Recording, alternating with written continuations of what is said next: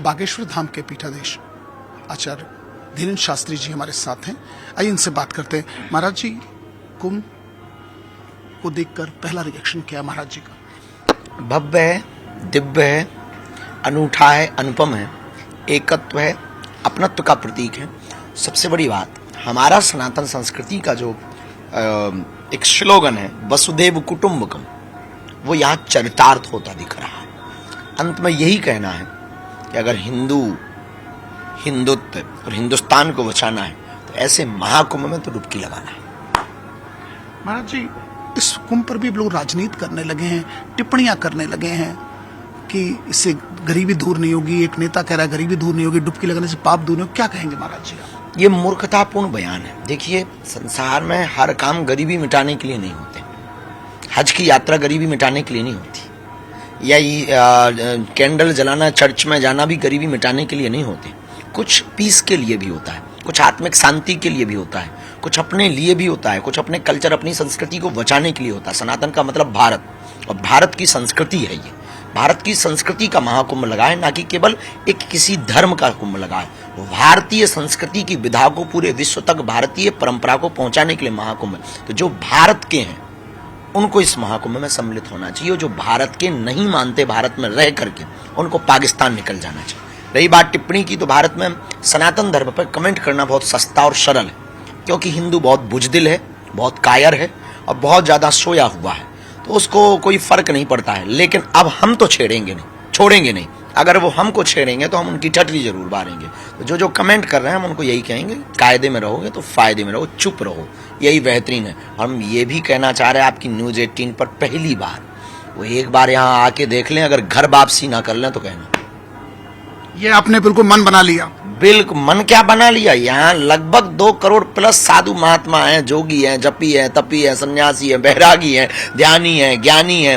वो अनूठा संगम, वो फक्कड़पन, वो संगम का किनारा, देखो क्या उदारता है। और हम लोग इतने उदारवादी चरित्र के हैं, दूसरे मजहब के लोग तो स्त्रियों को अपने मस्जिदों में एंट्री नहीं करवा पाए, और हम तो भोग्या नहीं, पूज्या मानकर माताओं को स्वागत कर रहे हैं। और भारतीय तो छोड़ो, स्टीव जॉब्स की पत्नी भी आकर के कमला बन रही है, वो भी डुबकी लगा रही। सर, धर्म संसद में बोर्ड के गठन की बात हो रही है, आप सहमत हैं? सनातन हिंदू राष्ट्र बन जाएगा तो ये सब अपने आप, देखिए, हम सनातन बोर्ड बने या ना बने, पर वक्फ बोर्ड बंद हो, हम इस बात से सहमत हैं। अच्छा महाराज जी, 17 मदिरा की शॉप्स मध्य प्रदेश में बंद हो गई क्योंकि आपकी वजह से, क्या कहेंगे महाराज जी? निश्चित रूप से हमारे श्री मोहन यादव जी, जिस दिन वो प्रथम जब उन्होंने बोली, शपथ ली, इसके ठीक बाद जो पहला बयान दिया था लाउड स्पीकर वाला, उससे ही ये क्लियर हो गया था कि सनातन के पक्ष में ही ये कार्य करेंगे।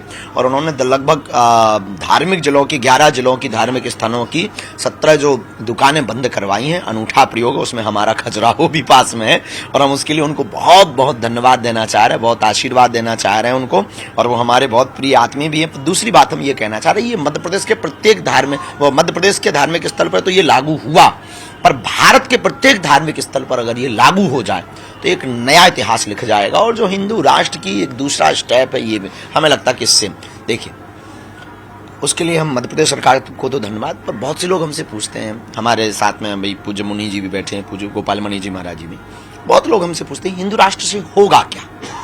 हिंदू राष्ट्र से कुछ हो या ना हो, कुछ चीजें हो जाएंगी। गाय को राष्ट्रमाता का दर्जा प्राप्त होगा और भूषण खाने बंद होंगे। हिंदू राष्ट्र बनेगा तो रामचरितमानस को कोई जला नहीं पाएगा। हिंदू राष्ट्र बनेगा तो सिद्धा जैसी बेटी का दोबारा कांड नहीं होगा।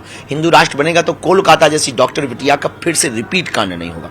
हिंदू राष्ट्र होगा तो राम को काल्पनिक बनाने वालों, कहने वालों को फांसी पर लटकाया जाएगा। अगर हिंदू राष्ट्र बनेगा तो यहाँ अकबर या बाबर महान है, ये चर्चा नहीं होगी। रघुवर महान है, विवेकानंद महान है, इस बात की चर्चा होगी। और हम ये चाहते, भारत हिंदू राष्ट्र जिस दिन होगा, उस दिन भारत सरकार के अधिग्रहण में, संरक्षण में जो मंदिर हैं, जिसमें लगभग 1 लाख करोड़ चढ़ावा आ रहा, हिंदुओं का चढ़ाया हुआ, और वो इन लोगों को दिया जाता है, हज वालों को, वह 1 लाख करोड़ का चढ़ावा गरीब बेटियां, कैंसर हॉस्पिटल एवं दीनहीनों की मदद के लिए, गौ माता के संरक्षण के लिए, गौशालाओं के लिए खर्च किया जाएगा। इससे समाज भी जुड़ा रहेगा, हिंदुओं का भी भला होगा, और हिंदुओं का पैसा हिंदुओं के काम में आएगा। ये हिंदू राष्ट्र होने से इतने बदलाव होंगे, इसलिए बहुत जरूरी है। महाराज जी, एक आखिरी सवाल जी। धार्मिक स्थलों में राष्ट्रगान ये हमने मुहिम छेड़ी जी गलत नहीं है। राष्ट्र प्रेम होना बहुत जरूरी है। हम तो बहुत स्पष्टवादी आदमी हैं। राम प्रेम भी हो पर राष्ट्र प्रेम भी हो।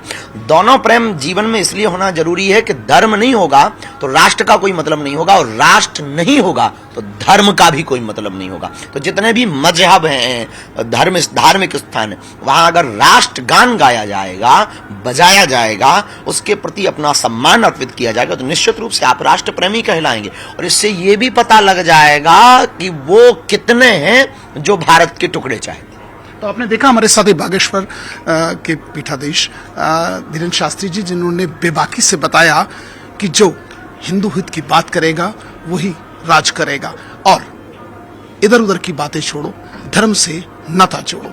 विजिलेंस सोनू मंडल के साथ अमित गंजू, न्यूज़ 18, कुंभ, प्रयागराज।